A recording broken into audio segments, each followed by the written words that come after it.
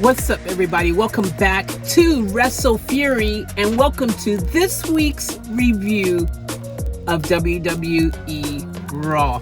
Okay, guys, look, this was an incredible show. I actually enjoyed it, but I enjoy Raw. I enjoy SmackDown. I enjoy freaking NXT 2.0. I enjoy everything that WWE does. I may not always be happy about some of the things that happened, like, you know, when The Fiend left, which kind of broke my heart. Hopefully he comes back. Please, Vince. Please, Vince. Please, Vince. But overall, I am a WWE fan. Always have been, always will be. So, yeah, I always find the good in what some may say is a sea of bad. I always find the good. I personally enjoy it. I love it. And always will, probably. So, that being said, let's talk about Raw. All right, look, Raw started out, of course, Seth freaking Rollins coming out, which was fantastic because when his music pops, the crowd gets hyped and everyone starts singing together. I love it. Absolutely love it. Cody came out. He called Cody out because he still got that little bit of a freaking gripe about how he lost, you see. Seth believes that he would not have lost if he had time to prep and to have the ability to know who he was wrestling so he could prep effectively. The reality is, though, he's also just really sore about losing. Let's get it straight. No one likes to lose. I don't like to lose. You don't like to lose. No one likes to lose. So that's really what's eating at his core. But the reality is, at the end of the day, he lost. And he's got to face that at some point. But until that point happens, he's going to drive in his freaking point of what he thinks is the reason why he lost, or at least the reason he wants to believe, to make himself feel good about himself in his freaking $1 million looking suits, which, by the way, very fashionable, very nice. I love it. He's got a great look happening. But look, at the end of the day, it is what it is. And this storyline, obviously, WWE wants to continue this further. And so that's what they're doing. So in doing so, they needed to continue the story, right? So Seth is oh my gosh, I freaking can't believe I didn't freaking win. And this is why. And now I want Cody to experience that. I want you to know what it's like to suddenly have a freaking mystery opponent that you can't prepare for. And that's what he did in the opening segments. Of course, Cody, being Cody, was like, I'm here to fight. That's why I'm here. So bring it. And so we now have a main event set for Cody and the mystery opponent, which I won't reveal who that is yet, because we're going in some sort of order here. So I'll tell you in a second who that is. You got to keep the suspense, guys. Come on. You probably already know if you've watched it. And then in which case, you and me, keep it on the down low. Keep it on the down low. After that, we had Sasha, Naomi, Liz, and Rhea. They freaking had the tag team women's championship. And they had that go on, which was it was a good match, right? Except for the fact that Rhea and Liz didn't get the outcome that they wanted, and Rhea freaking cracked a dummy and decided she was going to freaking just take all of her frustration out on poor Liz. And so she did that, then she walked off, and then she was freaking just upset. I think we might be finally getting the end of these two, which would be great for me. Hey, I don't mind that. I want to see freaking them have successful solo runs. I really wouldn't mind that. If they got the titles, I guess I wouldn't mind that either. But at the end of the day, Sasha and Naomi, tonight, they were victorious. All right, Sonya comes out, Sonya being Sonya, and now she's still defending herself, her actions from last week on how she booked herself into a championship event that some may say she doesn't deserve. I being one, I don't think she deserves it. But hey, when you've got the power, you've got the power, and you can do whatever the hell you want, basically, or so it seems. That's the case right now. She is an authority figure. How do you figure that? And yeah, she just booked herself in. If you missed last week, that's what happened. She's in a championship against freaking Bianca Belair. So she's justifying and all that kind of stuff. Bianca comes out, and then Sonya's like, yo, if you put a hand on me, if you touch me, if you do anything, there's going to be repercussions, fines, blah, blah, blah, blah, blah, you know, that's freaking jazz. Bianca's like, man, I pity the fool. I don't even care. That's how she like, because she just don't even care. And next thing you know, she's got freaking Sonya up in the air, because she don't care. She got up in the air, her and her long hair.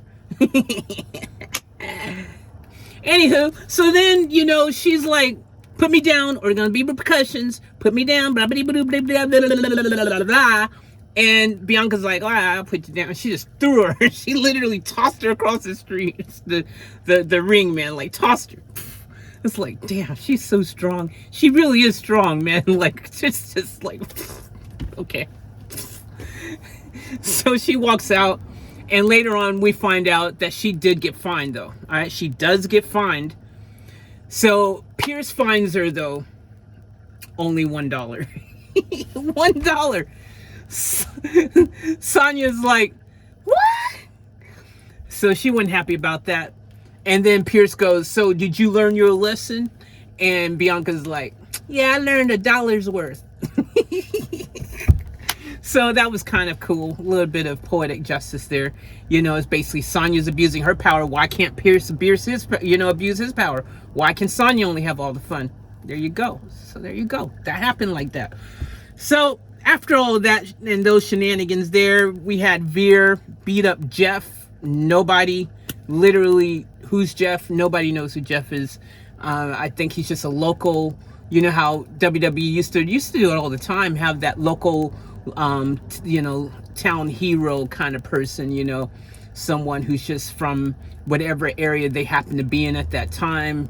And yeah, basically it's just an opportunity for Veer to get his beat down on somebody and just freaking abuse him and freaking just looked like a monster in the process of doing so, which obviously that's what they're attempting to do, is build Veer up like the monster dude. And it was a very just smash and grab type of match, you know, where freaking Veer literally smash, grabbed, left kind of situation, left with the victory. And interestingly, so when the next match came with KO, sorry, not the next match, but the next segment, and KO's coming down the ring, they're pushing Jeff up on the stretcher. It was like, I don't know if they really timed it right, if that's what they were going for. I think they were supposed to be already gone by then, but KO's walking down and the stretcher's going up the ramp. I found that to be amusing. I don't know if it was intentional or not, but it was definitely interesting. KO comes out. He's got Chad Gable there as a special guest lie detector expert person, and they're determining if Ezekiel is lying or not, which, as you guys know, if you've been following, KO is very adamant about the fact that that is freaking it's Elias. It's not freaking Ezekiel. It's Elias. He's a liar.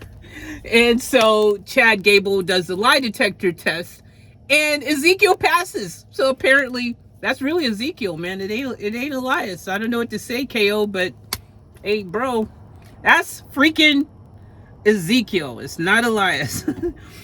Edge and Priest cut a dark promo, as you would expect now that they're freaking the dark freaking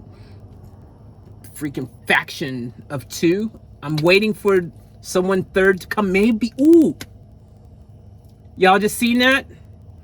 I see why freaking now we know Rhea had her freaking little riff and breakup with Liz, because there's been rumors that Rhea is supposed to join the faction. That's the rumor. That's what everyone's saying. So maybe this is how it happens, and maybe now we're gonna see Rhea become part of freaking Edge's freaking crew, which, hey, I'm good with that. That'd be dope. I'm actually excited for that. We had RK Bro. Oh, before that, so we had Ezekiel and Chad Gable have a match that Ezekiel won by disqualification. Meh, is what it is. Finn Balor and Theory US Championship match that came up. But I think RK Bro and Street Profits was first. RK Bro and Street Profits, yeah, I think that was first. And then they had their little match there. And the Usos music suddenly magically just appeared. Like, oh my gosh, who did that? Where did that come from? It just suddenly started. You know, they were there and then it was going to come down. But you know why that happened, right? You got to build up the hype. Because you know, Backlash is going to be freaking Usos and RK Bro for that freaking awesome unified tag team championship match, which is going to be juicy. It's going to be a good match. I already predict, and I'm sure everyone predicts, the Usos are going to win. I think that's going to happen. The only way the Usos don't win is if they're going to throw this major swerve and then Roman's going to freaking disown them or something, and it's going to be part of a story. But I think it's pretty fair to say that they're going to win. With that being said, though, RK Bro, Street Profits, thanks to that little distraction, Street Profits got the W. And yeah, it was a good match. What do you expect? Those four are dope, right? They're going to do good no matter what they do. Finn Balor in Theory, US Championship match. This match right here was freaking awesome because I thought so. I knew it. I think everyone knew it. You know, look, Theory's getting its major push right now. He's getting a major push, which is great. Dude, it's awesome because WWE needs to start building up some more new stars. Like, you know, some big time name type face people like they used to have.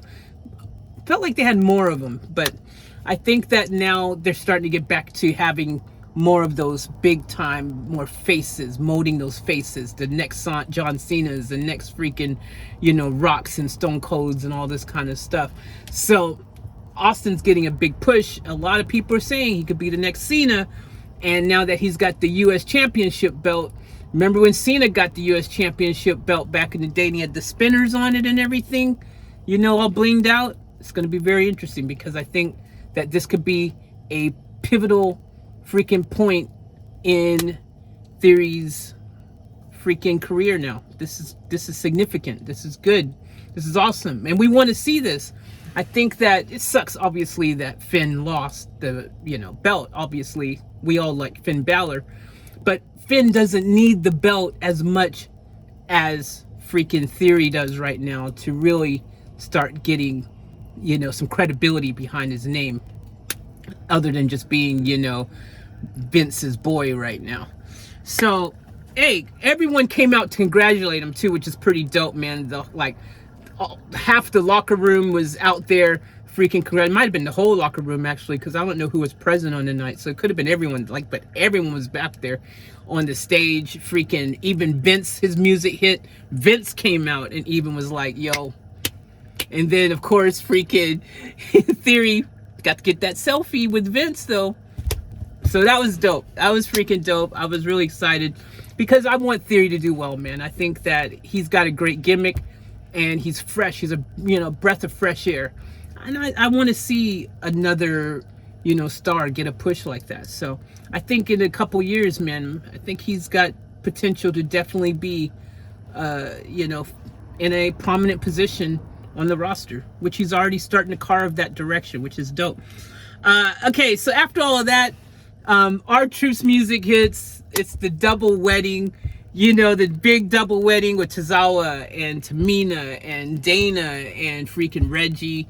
And it played out like I thought it was. It was a lot of fun. It was super exciting. There's one point where to me, Truth's like, does anyone have any objections? Speak now, blah, blah, blah, blah. Freaking Tamina goes and swaps partners. And at first she swaps Reggie and pulls Reggie over to her, and then puts Tozawa over, you know, with Dana. And then after that, she swaps them back, and she walks over, and she's and she puts herself next to Dana, and Tozawa next to Reggie. and Dana was like, yeah, okay, I like this. And then Tamina ended up swapping them back again and putting everyone back where they should be.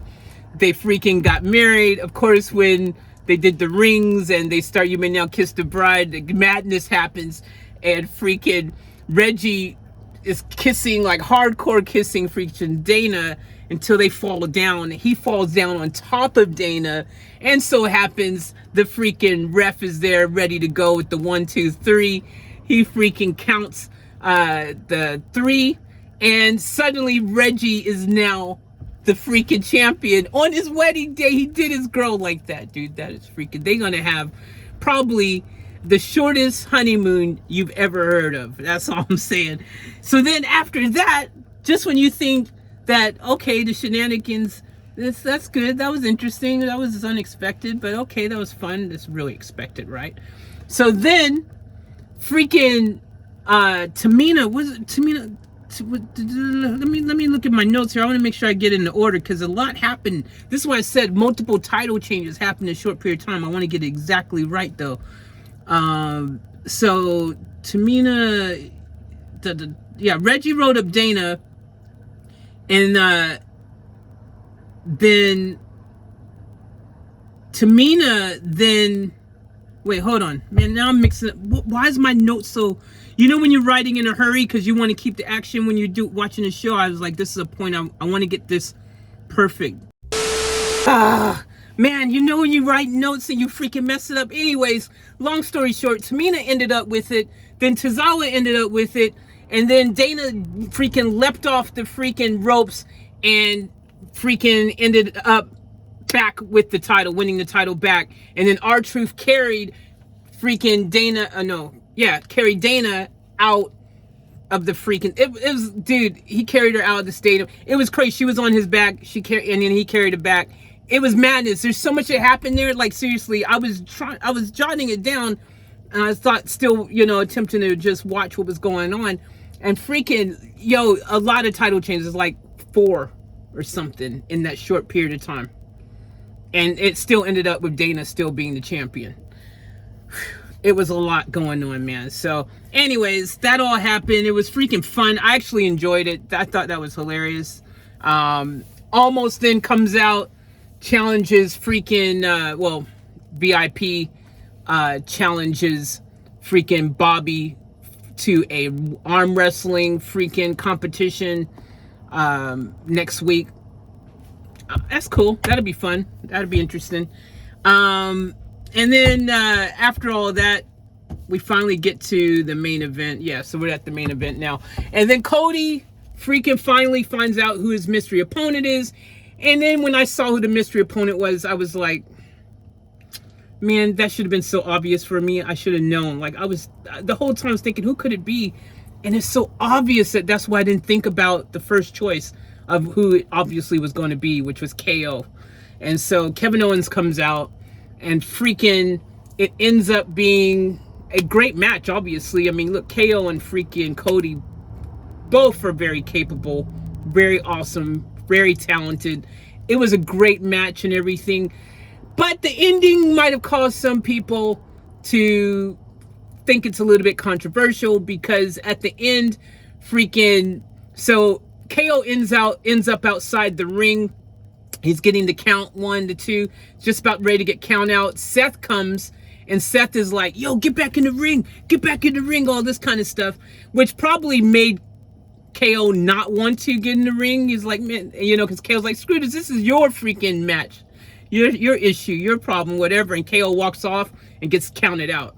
So obviously they didn't want KO to lose, because they need to save KO's character and stuff as well, and this is probably gonna be a future, down the track storyline anyways, where KO and Cody goes at it. But yeah, so Cody won by KO getting counted out, which is fine, man. Like, it is what it is. Look, this stuff has to happen to further certain stories and different things like that. I personally didn't mind it. It was still a great match. It was still a lot of fun. Overall, the whole show I really enjoyed. But again, I'm freaking, you don't have to do much to keep me happy, really. I can find the most freaking, incredibly unsuccessful movie that's ever existed that was like not even a B grade movie, but like a C movie or a D, and I can still watch it and find something good about it and enjoy it. So it doesn't take much to get me excited, but I will say I thought that this was a solid episode of Raw. A lot happened. There was a lot of excitement and a little bit of everything for everybody. The other thing is we had a new champion crown, which is great on a Monday Night Raw.